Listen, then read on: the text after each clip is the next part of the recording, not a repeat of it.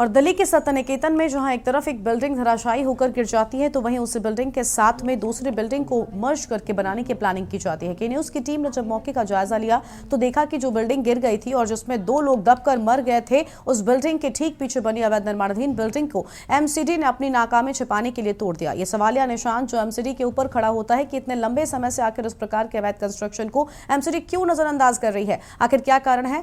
के न्यूज़ की संवाददाता आफशा खान ने ग्राउंड जीरो पर जाकर पूरी कहानी पता की है। देखिए।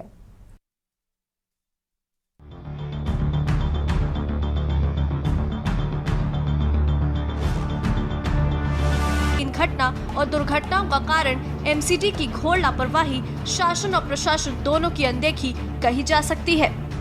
सत्य निकेतन की उस जगह पर मैं खड़ी हूँ जहाँ कल एक बिल्डिंग जो है कोलैप्स हो जाती है, गिर जाती है और 2 मजदूर उसके अंदर दबकर मर जाते हैं। 5 मजदूरों का इलाज किया जाता है। उसके साथ ही उसके ठीक पीछे यानी कि उसकी बैक साइड पर ये बिल्डिंग जो है, इस बिल्डिंग को तस्वीरों में आपको दिखाना चाहूँगी, वही बिल्डिंग है जिसे मर्ज करके उस बिल्डिंग को बनाने की भरपूर कोशिश की जा रही थी।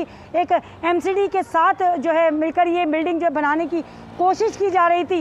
इस बिल्डिंग को आज एमसीडी के द्वारा जो है तोड़ा गया है। एमसीडी के द्वारा इस बिल्डिंग को जो है तोड़ फोड़ इसके अंदर की गई है। ये देखने वाली बात यह है कि इतने लंबे समय बाद उस बिल्डिंग के कोलैप्स होने के बाद जहां 2 मजदूरों की दुखद जो है मौत हो जाती है और दूसरे पैमाने पर जो है 5 मजदूर अस्पताल में ज़िंदगी और मौत के बीच जूझ रहे होते हैं, ऐसे समय पर एमसीडी के ऊपर कई सवालिया निशान खड़े हो जाते हैं। इस बिल्डिंग को पहले क्यों नहीं नोटिस किया जाता है, पहला सवाल। दूसरी बात, एमसीडी के साथ ऐसी क्या परेशानियां होती हैं जिनके कारण इन चीज़ों की अनदेखी की जाती है और साथ साथ इस तरह के अनऑथराइज अवैध कंस्ट्रक्शन को करने के लिए एमसीडी क्यों बाध्य होती है। ऐसा क्या कारण होता है जो एमसीडी इस तरह की तमाम तरह की अवैध निर्माणों के ऊपर किसी भी प्रकार से एक्शन लेने के लिए तैयार नहीं होती है। दिल्ली के अंदर लगातार ये दूसरा, तीसरा, चौथा, 5वां, 6ठा हादसा यानी कि एमसीडी की नाकामी, लगातार एमसीडी की नाकामियां देखने के लिए आपको मिल सकती है। जिस भी तरह से एमसीडी के लोगों से बात करने की, आला अधिकारियों से, उनके शासन और प्रशासन से बात करने की यदि हम बात करते हैं, टीम कोशिश करती है तो लोग जल्दी से सामने आने से इनकार कर देते हैं। दिल्ली के सत्य निकेतन में एक बड़ी बिल्डिंग के ध्वस्त होने के बाद 24 घंटे के बाद भी जहां किसी बिल्डर का नाम सामने निकलकर नहीं आया है, वहीं के न्यूज़ की टीम ने दोबारा से जाकर सत्य निकेतन में घटनास्थल का जायजा लिया। घटनास्थल के मुआयने के दौरान के न्यूज़ की टीम ने पाया कि वहां एनडीआरएफ के लोग मलबा साफ करने में लगे हुए हैं और सबसे बड़ी और सनसनीखेज बात ये रही कि ध्वस्त होने वाली बिल्डिंग के साथ एक और बिल्डिंग को जोड़े जाने की कोशिश की जा रही थी। इस बिल्डिंग के मालिक पूर्व एमएलए भाजपा अनिल शर्मा के नाम से बताया जा रहा है। क्षेत्र के स्थानीय लोगों का कहना है कि पूर्व एमएलए अनिल शर्मा और उनका भांजा वो भी एक बड़े ऊंचे रसूखदार लोग हैं, जिसके कारण कोई भी उनके खिलाफ जल्दी से बोलने के लिए तैयार नहीं होगा। इतने बहुत जल्दी से कोई कैमरा सामने आने से भी बचते हुए नजर आए। के न्यूज़ टीम ने क्षेत्रवासियों से भी जाकर बात की है। निकेतन के उसी क्षेत्र में, उसी जगह पर फिर एक बार मैं यहाँ मौजूद हूँ। के न्यूज़ की टीम एक बार फिर यहाँ मौजूद होती है। तमाम तरह के देखिए इस समय जो है कार्य किया जा रहा है, वहाँ से मलबे को साफ करने का काम किया जा रहा है। यहाँ के न्यूज़ की टीम फिर से एक बार यहाँ तहकीकात के लिए आती है और बात करती है यहाँ के स्थानीय निवासियों से कि बिल्डिंग किसकी है। ये जो बिल्डिंग गिरी है ये तो किसी सिख फैमिली की थी जो रहते थे। अब कहाँ है वो, क्या है, मुझे नहीं मालूम। उन्होंने उसको बेच दिया था, बेच के किसको दिया मुझे उसके बारे में कुछ मालूम नहीं है। सिख फैमिली में नाम क्या था सर?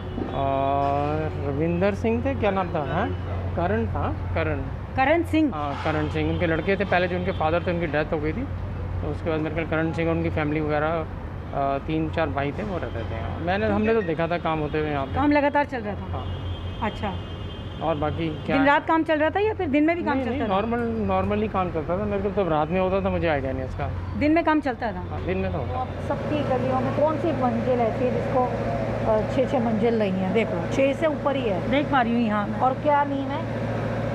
अगर आम एक ईमानदार आदमी अपनी बिल्डिंग बनाना चाहे तो क्या एमसीडी अलाउ करेगी? कभी भी नहीं करती है। तुम कहोगे नक्शा पास कराओ, सब कुछ कराओ, तो आपको क्या लगता है यहाँ पे नक्शा पास हो रहा है? कोई नक्शा पास नहीं हो रहा है, ऐसी बन रही है। सांठगांठ के साथ यहाँ अच्छे तरीके से मतलब काम किया जा रहा है, क्योंकि पीजी है ना, पीजी है, कमाई का माध्यम है। बिल्कुल।